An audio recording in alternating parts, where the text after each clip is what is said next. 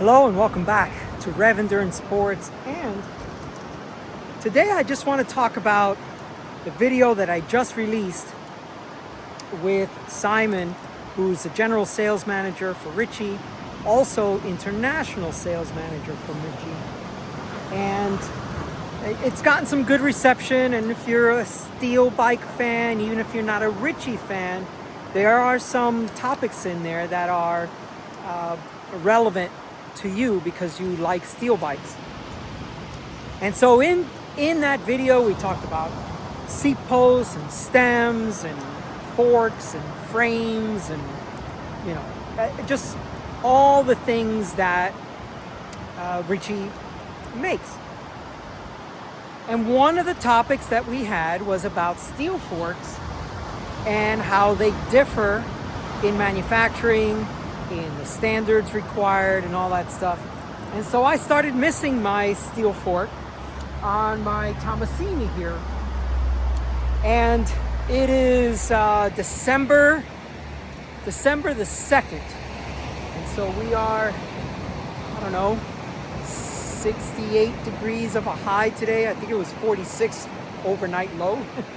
So that's kind of chilly for us here in San Diego. But I thought I would give you guys a quick view of my scenery and then just talk about the the Tommasini right here, which is precariously held by that helmet. But I wanted to get it up off the ground. That way it's easier for me to shoot and it's easier for you guys to see stuff. So this one has a steel fork with some nice Chris King hub set, so front and rear hubs. Now these are the older Chris King hubs, so they, at the time that they made these hubs, they weren't thinking about 11 speed or 12 speed or any of that. So I have to ride an 1134 cassette with a spacer, and then this can be 11 speed because the shifters and everything else is 11 speed. But the rims are 10 speed. So that's kind of the little bit of a hack. So if you got some older 10 speed wheels and you want to keep them, in this case, I wanted to keep these Chris Kings hub set with the Mavic Open Pro. I mean, this is about as classic as it gets, right? The Mavic Open Pro and the 32 spoke. So these things are, they're the literal bomb-proof wheel set that will last me a very long time. I think I've had this wheel set probably 20 years. It's just a guess. I used to work at this other bike shop, and I think I got them built while I was there. So that was either 2005 or 2006, and this is 2025 now. So yeah, I've been able to ride these wheels for a very long time on multiple bikes. And you can see some of the detailing here with the chrome seat stays, chain stays, chrome lugs on the head tube, and the Chris King headset as well. So we matching the Chris King headset to the hub set. Anyway, I just wanted to talk about promote a little bit the video of Simon and I talking. And then also I am trying to schedule a video with a video conference with the Fur Dog. I knew his real name. I was just trying to think of his nickname. Yeah, with Fergus from Ritchey, because I want to talk more about the Septimer. John and I did a podcast. I did talk about the Septimer, but I just don't know enough about the bike. So I'm not 100% behind it, and I think that's what I need. I need someone to tell me about the design philosophy, someone to tell me about why the bike was created in the first place, and then who is that target market. And so when I talk about the Septimer, I want to be more educated about it and not be, kind of on the fence about it. I want to be like, oh, you know what, sir, ma'am, I have a solution for you. This is the bike that I think will fit your needs. You can travel with it. You can ride big tires, little tires, just something to help me with, because a lot of times what I do at my shop is I find solutions for people. People need to, take bikes on a vacation.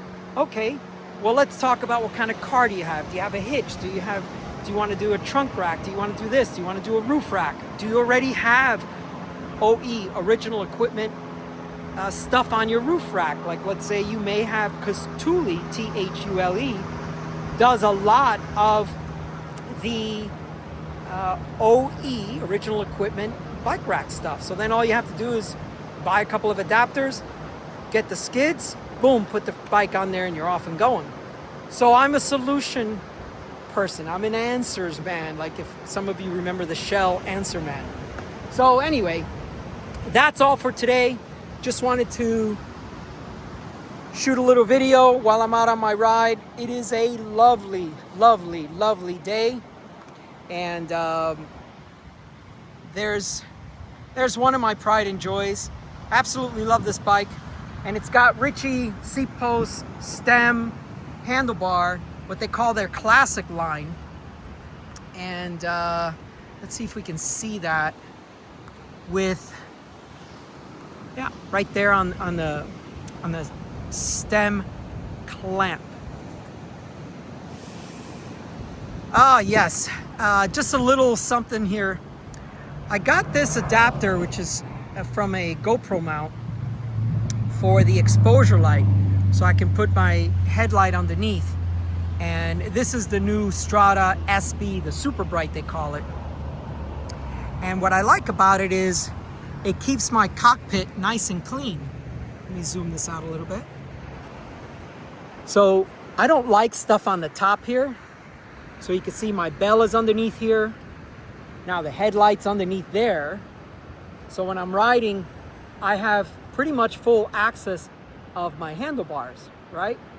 I'm just one of those people. I just don't like a lot of stuff up here. Just like I don't like, a cell phone, what do you call those? A cell phone mount or any of that stuff. So anyway, I've had this bike since 2014. And I've told the story about how when I broke my right femur, I would go out to my garage and look at this bike over and over and over again. And then one day I'd mount a derailleur, wait a week and then mount the other derailleur, just all kinds of stuff, and keep cleaning it and keep polishing the seat stays, chain stays, and of course the fork. So yeah, this bike is 11 years old. The wheels are at least 20 years old. So yeah, an oldie but a goodie. The only thing that's been changed every now and then is the group set. Okay, thanks so much for watching. Please like and subscribe, and we will see you up the road.